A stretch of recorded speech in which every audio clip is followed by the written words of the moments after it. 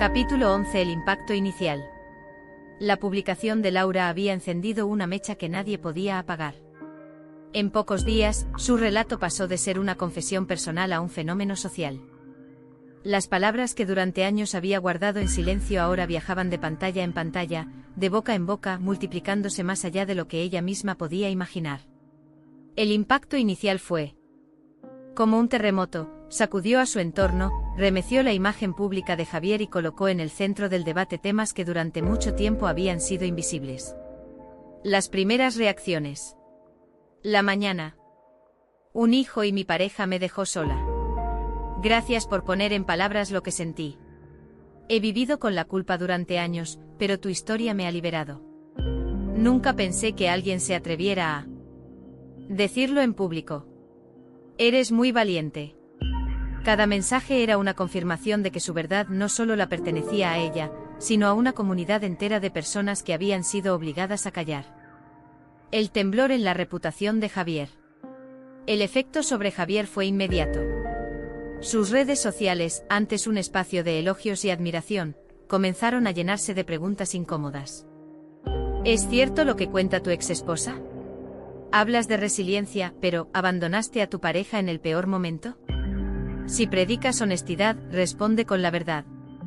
Durante los primeros días, Javier intentó mantener su estrategia de silencio. Publicaba frases motivacionales, como si nada hubiera ocurrido. Pero cada post era recibido con comentarios críticos, cada foto con su sonrisa ensayada era cuestionada. La máscara empezaba a agrietarse. Los medios de comunicación. El fenómeno no tardó en atraer la atención de la prensa. Programas de televisión y periódicos comenzaron a vestía traje oscuro y hablaba con tono grave. He sido atacado injustamente. Hay personas que intentan ensuciar mi trabajo. Pero mi misión sigue siendo ayudar a las parejas a mantener la llama viva. Al verla circular por el mundo, al ver cómo inspiraba a otras, comprendía que había recuperado no solo la voz, sino también la paz interior. Una noche, mientras releía los mensajes de apoyo. Si no tiene nada que ocultar, ¿por qué no lo desmiente con claridad? Cada evasiva era un clavo más en el ataúd de su reputación. El desgaste emocional. El desgaste fue haciéndose visible. Sus transmisiones en vivo ya no tenían la frescura de antes. Su rostro mostraba ojeras, su sonrisa parecía forzada, sus discursos perdían fluidez. En un taller presencial, un asistente grabó como abrazo inmenso. Cada vez que leía un testimonio, sentía que su dolor individual se disolvía en un mar de voces. Ya no era la mujer abandonada en la sombra, sino parte de una comunidad que reclamaba dignidad. En una entrevista televisiva, le preguntaron cómo se sentía al ver que su historia había desencadenado todo eso. Laura respondió con serenidad. Me siento acompañada. Y creo que ese es él. Tus palabras ya no tienen credibilidad. El verdadero amor no abandona. Los contratos con marcas de bienestar, que le habían dado estabilidad económica, fueron cancelados uno tras otro. Los organizadores de eventos lo borraban discretamente de sus programas, temerosos de asociar sus nombres con una figura en decadencia. Javier intentaba mantener la calma en público. En un café de Lavapiés, Marta le dijo sonriendo. Mira cómo la vida da la vuelta. Antes eras tú la que vivía en la sombra y él brillaba. Ahora él se hunde en sus propias mentiras y tú te has convertido en una voz respetada. Laura respondió con calma.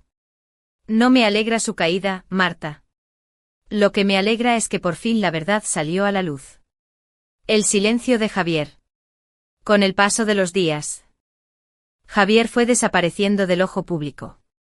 Cerró sus cuentas de redes sociales, canceló presentaciones, dejó de aparecer en entrevistas. El hombre que había construido su identidad en base a la visibilidad se desvanecía en un silencio forzado. Ese silencio, paradójicamente, fue más elocuente que cualquier declaración. Era la confirmación de que el ídolo había caído. El eco en la sociedad. La caída de Javier no se quedó en lo personal. Fue interpretada como un símbolo social, la demostración de que las mentiras, por más bien construidas que estén, no pueden sostenerse frente a La fuerza de las voces colectivas. Medios, universidades y colectivos comenzaron a organizar foros sobre la importancia de escuchar a las víctimas, de cuestionar las figuras públicas que se erigen. Pero también capaz de reparar. A veces el apoyo llega tarde, pero llega. Laura levantó la copa de vino y brindó. Por lo inesperado. La herida que sana. Cada apoyo, cada gesto, cada mensaje era como una puntada que cerraba lentamente la herida. Aunque el dolor por la pérdida de su hijo seguía vivo, ya no se sentía sola. Ya no cargaba con el peso en la sombra, sino sostenida por una red de afecto y solidaridad. En su cuaderno escribió: el apoyo inesperado es el más sanador. Porque te recuerda que aunque fuiste abandonada una vez, la vida siempre puede devolverte compañía. Reflexión final del capítulo. El apoyo inesperado le mostró a Laura que el mundo no era solo un lugar de abandono y silencio, sino también de reparación y solidaridad. Descubrió que incluso en las historias más. Los periódicos comenzaron a referirse a Javier no como el coach del amor, sino como el hombre cuya imagen pública cayó tras revelaciones de su exesposa. Su nombre ya no estaba asociado al éxito, sino a la hipocresía. En cambio, Laura fue reconocida como referente de resiliencia y valentía. Sin buscarlo, se convirtió en símbolo de una lucha colectiva. Fue invitada a congresos, universidades, foros internacionales. Cada intervención suya estaba cargada de serenidad, pero también de firmeza. En una conferencia en Barcelona, dijo: liberar la verdad no es un acto de venganza. Es un acto de justicia. Porque lo que se calla se pudre dentro y lo que se dice sana, no solo a una persona, sino a toda una comunidad. Las palabras fueron recogidas en titulares al día siguiente. Demostrar nada, ya no tenía que justificarse. Podía vivir sabiendo que su historia estaba reconocida, validada, creída. En su cuaderno escribió: hoy respiro diferente. Ya no me pesa la sombra del silencio. La verdad ha salido y con ella me he liberado yo también.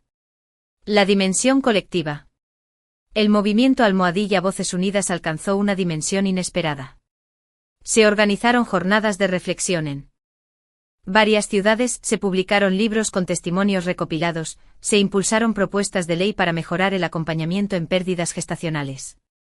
Laura asistía a esos encuentros no como protagonista, sino como parte de un colectivo. Disfrutaba viendo cómo otras mujeres, antes calladas, ahora tomaban el micrófono con seguridad para contar sus vivencias.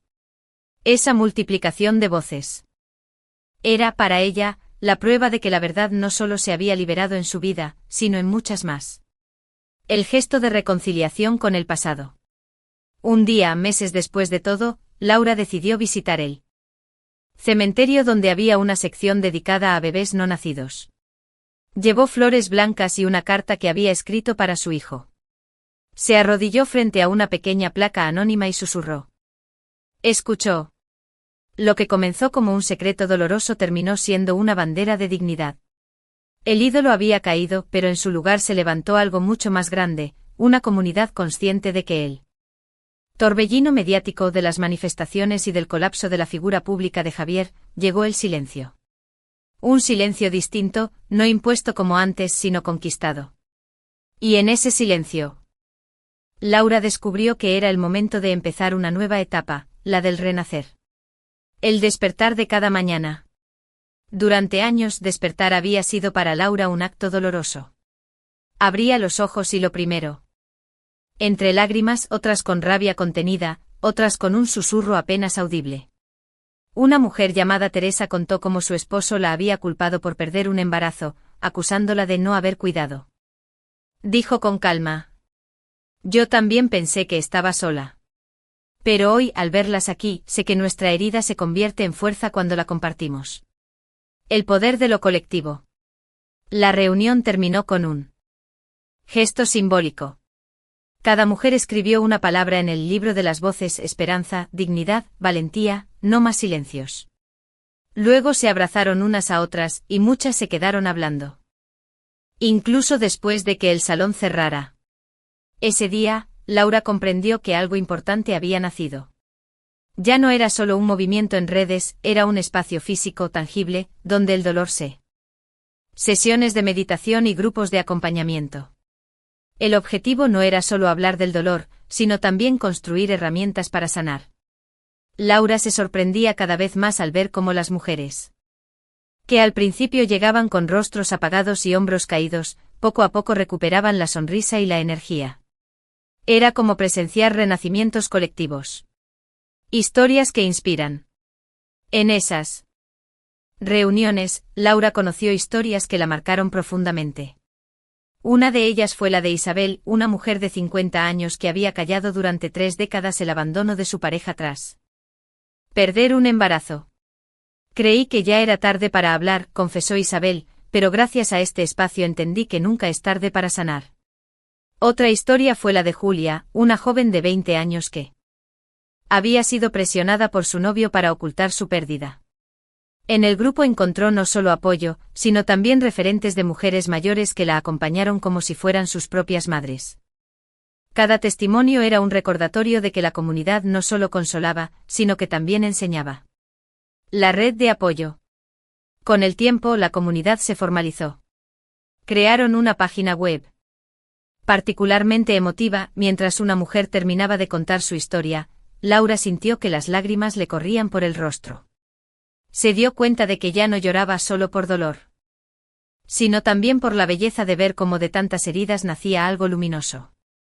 Escribió en su cuaderno: la comunidad sanadora es el lugar donde mi dolor se convierte en fuerza y mi soledad en compañía. Reconocimiento externo. Pronto instituciones comenzaron a fijarse en el proyecto. Varias universidades invitaron a Laura a hablar sobre la experiencia de Almohadilla Voces Unidas como ejemplo de innovación social. Incluso el Ayuntamiento de Madrid ofreció apoyo logístico para los encuentros. Un día, mientras caminaba por la Gran Vía, Laura vio un cartel con el logo de la comunidad anunciando una jornada de puertas abiertas. Se detuvo, lo observó y pensó: de un silencio doloroso hemos llegado hasta aquí. El orgullo no era personal, sino colectivo. El eco internacional. La iniciativa trascendió las fronteras. Desde Latinoamérica llegaron mensajes de mujeres que se sentían inspiradas para crear sus propios grupos de apoyo. En Argentina, Chile y México se organizaron los primeros círculos bajo la misma consigna: el silencio no protege, el silencio mata. Laura fue invitada a participar en encuentros virtuales internacionales y escuchar acentos diferentes repetir la misma lucha la emocionaba hasta las lágrimas. Era la prueba de que el dolor compartido podía convertirse en una red global de sanación. Reflexión final del capítulo. La comunidad sanadora no fue un proyecto planeado desde el inicio, sino la consecuencia natural de un camino de dolor, valentía y verdad. Lo que empezó como un grito individual se transformó en un coro de voces que se acompañaban mutuamente. Laura entendió que ese era el verdadero sentido de su historia: no solo liberar su verdad, sino también abrir un espacio para que muchas más la liberaran. Y así, mientras caminaba hacia la siguiente reunión con el libro de las voces bajo el brazo, supo que su renacer había encontrado un propósito mayor: transformar el dolor en comunidad.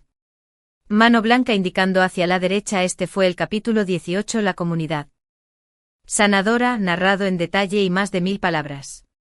Capítulo 19, en Nuevos Horizontes. La comunidad sanadora había alcanzado una fuerza que Laura jamás hubiera imaginado. Lo que empezó con un puñado de mujeres en un salón de lavapiés se había convertido en un movimiento vivo, en constante expansión. Y sin embargo, en medio de ese crecimiento, Laura comenzó a sentir que aún quedaban caminos por recorrer. La liberación de la verdad y la construcción de la comunidad habían sido pasos decisivos, pero el horizonte se extendía más allá. Había nuevas metas, nuevas posibilidades. Nuevas vidas que podían transformarse. El despertar de la ambición positiva.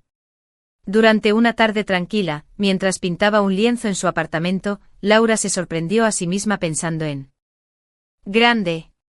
Ya no era solo la mujer que había sobrevivido al abandono, ahora era alguien con una plataforma, con influencia, con la posibilidad de cambiar realidades. Se preguntó: ¿y si llevamos este Proyecto más allá de nuestras fronteras. ¿Y si logramos que se convierta en política pública? ¿Y si podemos ayudar a que ninguna mujer vuelva a sentirse sola? Esa ambición, lejos de asustarla, la llenó de energía. Era un horizonte nuevo, no solo sanar, sino también transformar. La invitación internacional. La oportunidad llegó antes de lo esperado. Un correo electrónico proveniente de Chile le anunciaba que una organización de derechos humanos la invitaba a un congreso en Santiago sobre violencia simbólica y abandono en situaciones de vulnerabilidad. Querían que contara su experiencia y explicara cómo había surgido el movimiento Almohadilla Voces Unidas. Laura dudó al principio. Nunca había viajado tan lejos por motivos profesionales, y la idea de hablar frente a un público internacional la intimidaba. Pero Marta, siempre su apoyo incondicional, la animó. Este es tu momento, Laura. Si tu voz cruzó océanos a través de las redes, ahora tiene que hacerlo en persona. Aceptó la invitación. El viaje transformador. El viaje a Chile fue una experiencia inolvidable. Desde el avión, al ver el amanecer sobre los Andes, Laura sintió que se abría un capítulo completamente nuevo en su vida. En el Congreso, frente a un auditorio lleno, relató su historia con calma, sin dramatismos, pero con la fuerza de quien ya había recorrido un largo camino. Habló del silencio, del abandono, del movimiento que había nacido casi por accidente y que ahora se había convertido en comunidad. Cuando terminó, el público se puso de pie. Mujeres se acercaron a abrazarla, hombres le agradecieron por abrirles los ojos, estudiantes le pidieron entrevistas. Una activista le dijo: tu historia nos inspira a crear nuestros propios círculos aquí. Gracias por mostrarnos que es posible. Laura comprendió entonces que su horizonte ya no era nacional, sino global. El regreso con nuevas ideas. De vuelta en Madrid, llegó con una maleta llena de recuerdos y una mente llena de proyectos. Propuso la creación de una red internacional de comunidades sanadoras, conectadas entre sí, compartiendo recursos y experiencias. Con la ayuda de voluntarias y asociaciones aliadas, comenzaron a diseñar una plataforma digital multilingüe. El objetivo era claro: que cualquier mujer, en cualquier país, pudiera encontrar acompañamiento y apoyo inmediato. La idea entusiasmó a todas. El horizonte ya no era solo curar heridas locales, sino tejer un tejido mundial de solidaridad. Nuevos horizontes personales. El crecimiento del movimiento coincidió como alguien marcado por el abandono. Ahora se veía a sí misma como una mujer completa, con heridas, sí, pero también con fuerza, sabiduría y capacidad de tender la mano a otras. Escribió en su cuaderno: mis horizontes ya no terminan en mi herida. Empiezan en ella, pero se extienden hacia un mundo más amplio, donde mi dolor se convierte en semilla de transformación. Marta y la visión compartida. Marta, que la acompañaba en cada paso, le propuso un día: ¿y si hacemos una fundación? Algo que garantice que esto continúe, incluso más allá de nosotras. La idea emocionó a Laura. Voluntarias. En las paredes, frases como "el silencio no protege, el silencio mata", y "de nuestras cicatrices nacen nuestras fuerzas" recordaban la esencia del proyecto. Allí se ofrecían talleres de sanadoras donde antes había silencio. Laura viajaba cuando podía, pero sobre todo confiaba en mujeres líderes de cada país. Ese fue otro aprendizaje importante: el legado no consistía en controlarlo todo, sino en soltar, en confiar, en permitir que otras hicieran suyo el proyecto. El legado personal. En paralelo, su vida personal también se consolidaba.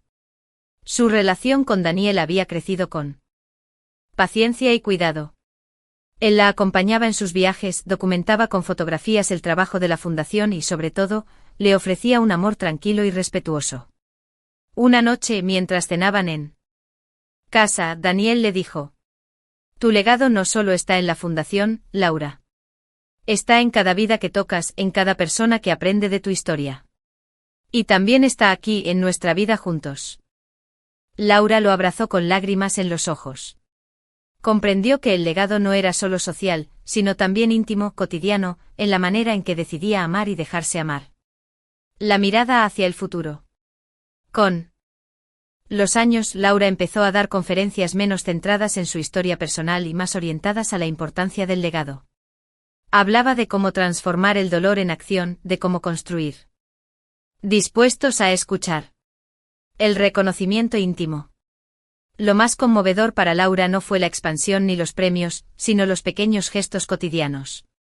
Un día, en el centro comunitario, una joven se le acercó con timidez y le dijo: «Gracias a este espacio no pensé en quitarme la vida. Encontré amigas, encontré esperanza». Laura abrazó a la joven sin palabras. Ese era el verdadero legado, vidas que continuaban, esperanzas que renacían. El regreso simbólico. Un año en el aniversario de la fundación, Laura organizó un acto simbólico, plantar un árbol en el jardín del centro. Capítulo 11. El impacto inicial. La publicación de Laura había encendido una mecha que nadie podía apagar. En pocos días, su relato pasó de ser una confesión personal a un fenómeno social. Las palabras que durante años había guardado en silencio ahora viajaban de pantalla en pantalla, de boca en boca, multiplicándose más allá de lo que ella misma podía imaginar.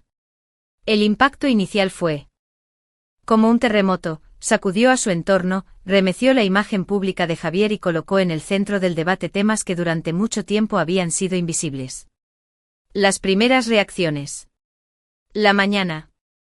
Un hijo y mi pareja me dejó sola. Gracias por poner en palabras lo que sentí. He vivido con la culpa durante años, pero tu historia me ha liberado. Nunca pensé que alguien se atreviera a decirlo en público. Eres muy valiente. Cada mensaje era una confirmación de que su verdad no solo la pertenecía a ella, sino a una comunidad entera de personas que habían sido obligadas a callar. El temblor en la reputación de Javier. El efecto sobre Javier fue inmediato. Sus redes sociales, antes un espacio de elogios y admiración, comenzaron a llenarse de preguntas incómodas. ¿Es cierto lo que cuenta tu exesposa? Hablas de resiliencia, pero ¿abandonaste a tu pareja en el peor momento? Si predicas honestidad, responde con la verdad. Durante los primeros días, Javier intentó mantener su estrategia de silencio. Publicaba frases motivacionales, como si nada hubiera ocurrido. Pero cada post era recibido con comentarios críticos, cada foto con su sonrisa ensayada era cuestionada. La máscara empezaba a agrietarse. Los medios de comunicación. El fenómeno no tardó en atraer la atención de la prensa. Programas de televisión y periódicos comenzaron a. Vestía traje oscuro y hablaba con tono grave. He sido atacado injustamente. Hay personas que intentan ensuciar mi trabajo. Pero mi misión sigue siendo ayudar a las parejas a mantener la llama viva. Al verla circular por el mundo, al ver cómo inspiraba a otras, comprendía que había recuperado no solo la voz, sino también la paz interior. Una noche, mientras releía los mensajes de apoyo. Si no tiene nada que ocultar, ¿por qué no lo desmiente con claridad? Cada evasiva era un clavo más en el ataúd de su reputación. El desgaste emocional. El desgaste fue haciéndose visible. Sus transmisiones en vivo ya no tenían la frescura de antes. Su rostro mostraba ojeras, su sonrisa parecía forzada, sus discursos perdían fluidez.